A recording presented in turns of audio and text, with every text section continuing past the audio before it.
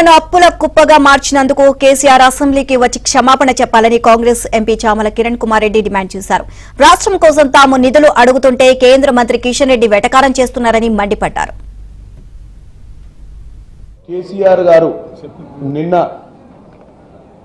BRS party కార్యాలయంలో వారి ఎమ్మెల్యేల మీటింగ్ అంటే వాళ్ళ అసెంబ్లీ నాయకత్వ సమావేశం పెట్టుకొని గుడ్డెద్దు చేన్ల పడ్డట్టు మేము రాజకీయం చేస్తున్నట్టుగా ఆయనకున్నటువంటి చమత్కార వాక్యాలతోటి మాట్లాడుతుండు. 10 ఏళ్ళు ఎడ్లు కావు మేసింది ఈ తెలంగాణను.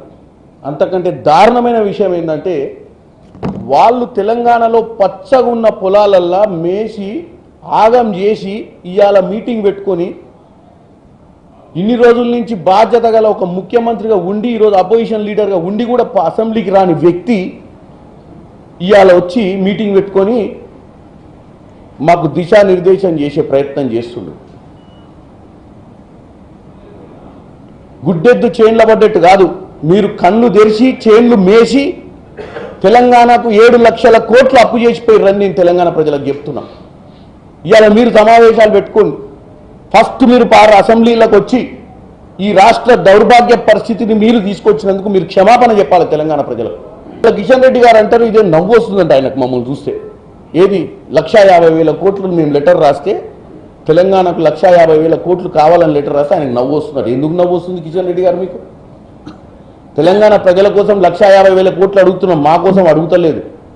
మీరు కూడా తెలంగాణ ప్రజల చేతనే కదా గెలుపున్నది. ఇలా 3R వద్దా నీకు? మెట్రో వద్దా?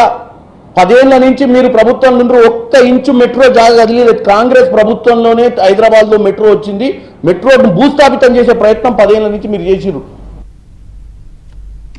టీఆర్ఎస్ నేతలు 10 ఏళ్లు తెలంగాణ అభివృద్ధిని పట్టించుకోలేదని కాంగ్రెస్ ఎంపీ మల్లు రవి అన్నారు. కాంగ్రెస్ ప్రభుత్వం రాష్ట్రాన్ని బంగారు తెలంగాణగా మార్చబోతోంది అన్నారు. సంవత్సరాలు మాటలతోనే బీఆర్ఎస్ ప్రభుత్వం నడిపింది తప్ప నిజంగా మార్పు వచ్చే దిశగా ఏమీ పనిచేయలేదు. ఇప్పుడు బంగారు తెలంగాణ ఇప్పుడు తెలంగాణలో ఏర్పడిపోతుంది.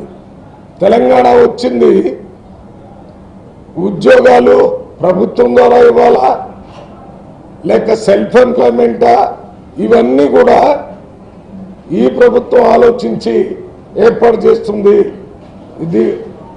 ఇది తెలంగాణ రాష్ట్రం చేస్తున్నటువంటి కార్యక్రమాలు మొత్తం భారతదేశానికే ఆదర్శంగా ఉండేటటువంటిది.